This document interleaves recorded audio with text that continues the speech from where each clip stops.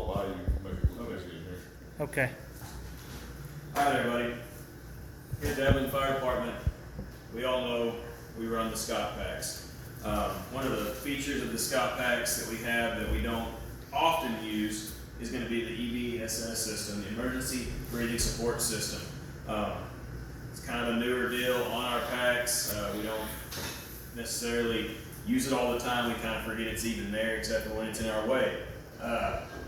But it is something we need to keep practicing on. We need to keep in mind that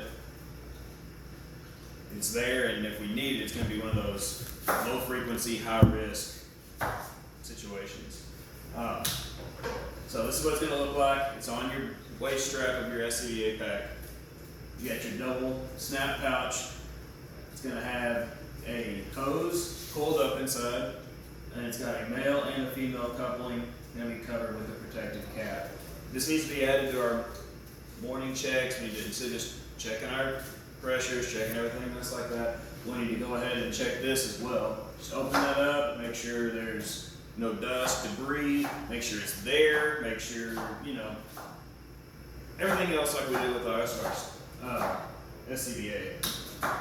Like I said, checking for debris, checking for, you can use, if you have multiple packs close by hand, you can check the connections, make sure they're connecting to other packs.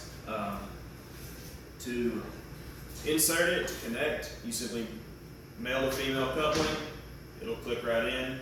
It's a quick connect, just like an air chuck. To remove, again, just like an air chuck, pull back on that female collar, remove the connectors. When will we use this? Mayday situations are going to be primarily when we would use these, such as trap firefighter, pin rescuer. We have an SCBA malfunction, somebody isn't working, lost or disoriented rescuer, we finally get a hold of them, they're low on air, time to get them out. Our RIT bag contains a civilian mask that will connect to our packs as well. It's not primarily what we're talking about. These packs, this little feature does offer a possibility for extended duration operations, such as a hazmat, supplied air operation. To my knowledge, we don't have protocols or policies on using it for such an incident. But according to Scott's PDF over this, it is a possibility for that kind of situation. To initiate the rescue breathing, once you're connected, again, just a quick connect. Your EBSS system is going to automatically supply both rescuers from the lowest cylinder. So if I'm coming in and I'm rescuing Bob and his pressure is way lower than mine, as soon as we connect, I'm going to start breathing over from his bottle. So if his bottle's low enough and the vibra alert's going off, I'm going to be, both his and mine are going to start going off on the regulator. Once the lowest cylinder reaches a certain level, the system is going to automatically shift. You want to respond to the breathing problem? 619 Net Street, crossing the South 6 and South 7. Response center on tap 2, taxi low on your team. Again, once the cylinder reaches a critical level, the system will automatically bump up to the next highest cylinder. So at that time, if my pressure cylinder is higher and it's not to the point where the vibra alert is going off, our regulator should stop alerting. And that point will be on my bottle as well. Once you're connected, it's time to get out. It's not time to extend our operations. It's a get everybody and get out situation. Again, we do have that possibility, that capability, but for what we use this for, it's get in and get out. We're going to want to know our exit routes. Be ready to get out. Be mindful of your hoses. We all know the more stuff we have connected, the more stuff we have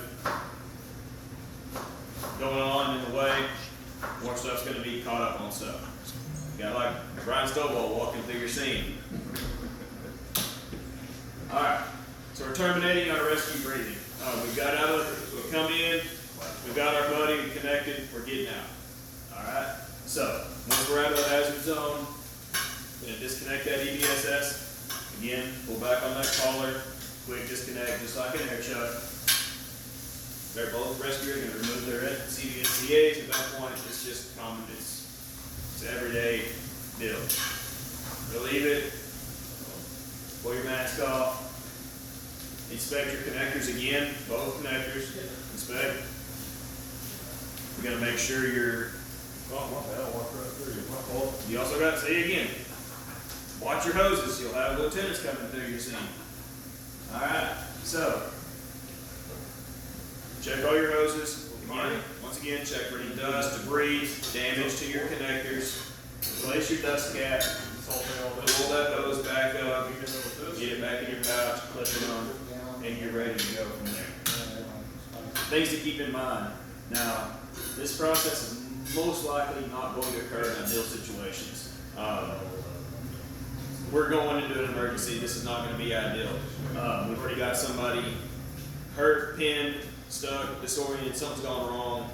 Things are already Engine 3 respond to Delta 6 person, 6529 Lincoln Charter Way, Wisteria Way, crossing from Charter House Drive and Antley Road, respond right on tax 2, corrected 1116.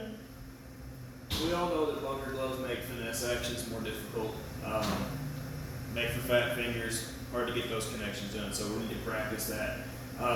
Possibly be in blacked out conditions, you're not be able to see what you're doing, you have to do it all by feel.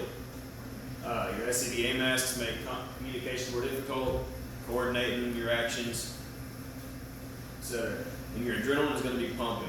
Say your buddy, your coworker, you're already down, we're already got a problem. That adrenaline that's already going is going to be going even harder trying to get out of this situation. So we just need to really keep these in mind and keep ourselves grounded when we're doing these operations. And finally, we got to practice, practice, practice. It'd be a great PSI to come out blindfolded, gloves on, and practice connecting in and out, in and out. One thing I didn't talk about earlier, back in the, all of this is that you make as many series connections as you need. One male to a female, that leaves that other one open. You can connect, you can keep connecting into as many packs as you can to keep adding or disconnect and reconnect it to a different pack if you do have a pinned or trapped firefighter. Again, these situations we just need to practice. This is really, like I say, a low frequency, high risk situation that we don't practice enough. And that's about it.